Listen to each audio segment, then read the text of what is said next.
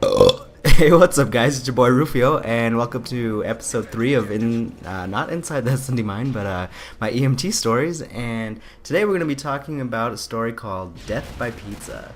So, as you can tell, it's not going to be a very happy ending, but it's still a pretty interesting story, I guess. So, this story happened about, let's see, it's been about 2 months? No, it's been about a month that this happened. And I was working at the fire station downtown Salt Lake City, and we're just sitting around, having dinner and just having a nice meal. We're all sitting around, the firefighters and us, me and my partner, and all of a sudden we hear the tones go out and over the air, and we hear that it's called for 11 echo. So 11 means choking, and echo, as you guys remember from the last video, is the worst condition ever. That they're not conscious, they're not breathing, that they're pretty much dead. So. This is a very, very rare call. You almost never hear 11 echoes. Like, out of the 3 years that I've been working there, I've never once heard an 11 echo. So, once again, everyone is on their radios listening to the call, listening to the details, because everyone wants to know what's going on. And at this point, we know that this is a serious call, so we bust our asses out the door. It's just like in the movies. I don't know if you ever seen any firefighter movies, but just from a split second, everyone's out the door and chairs are just like twirling and stuff. We're sitting at the dinner table and the food's just left there to get cold, and it sucks, but this is a lot more important, and we know that it's a serious call, so we're hurrying. We're going lights and sirens. We're just blazing down the streets, going as fast as we possibly can with still being safe, and we show up and we find this lady down on the ground. She's probably only like 50 or 60 years old. She wasn't that old, and we see her, and there's some people doing CPR, and we jump in there first, and we get in there, and we check her pulse, check her breathing. It's nothing there, nothing. And we see that she's just got all this fluid and stuff that's all like kind of yellowish and just all by her side, and so we can't kneel or anything like that. So it's super hard to do CPR without being able to kneel. And so I jump in there, start taking care of her airway, getting her bagging, breathing for her with the bag valve mask, and my partner's doing CPR. The firefighters are getting the meds ready to do an IV and start giving her some medications, as I'm doing the breathing for her and trying to pump our bag valve mask to help her breathe, I noticed that there's some resistance. So I'm like, oh, we need the suction and get some of the stuff out. And so I tell my other person behind me to go get suction, and we get the suction.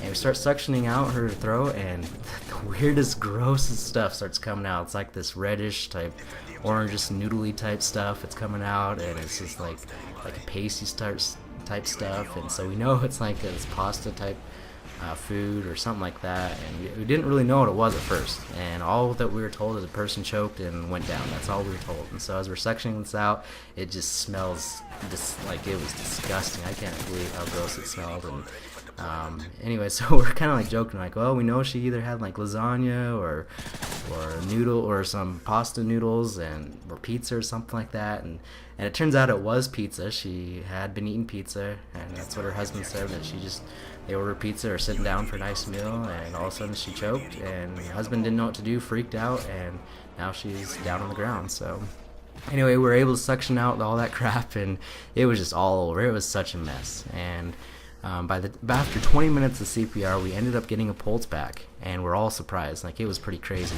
but we got the pulse back, and we rushed her as quick as we could to the hospital. We got her in the back of the ambulance, went lights and sirens blazing to the hospital, and we got there, and she had her pulse, and she wasn't breathing on her own still, but she did have a pulse. So that was a good sign. And we showed up at the hospital. Unfortunately, this hospital, it was the closest hospital, but it's not the best care, and I really don't want to go into that, but I don't really want to place blame on the hospital. But anyway, so they start doing their thing, and the doctor gives a whole bunch of stuff to this patient, and long story short, she didn't make it. And it was kind of, we were all pretty disappointed in the hospital, and it's pretty sad though.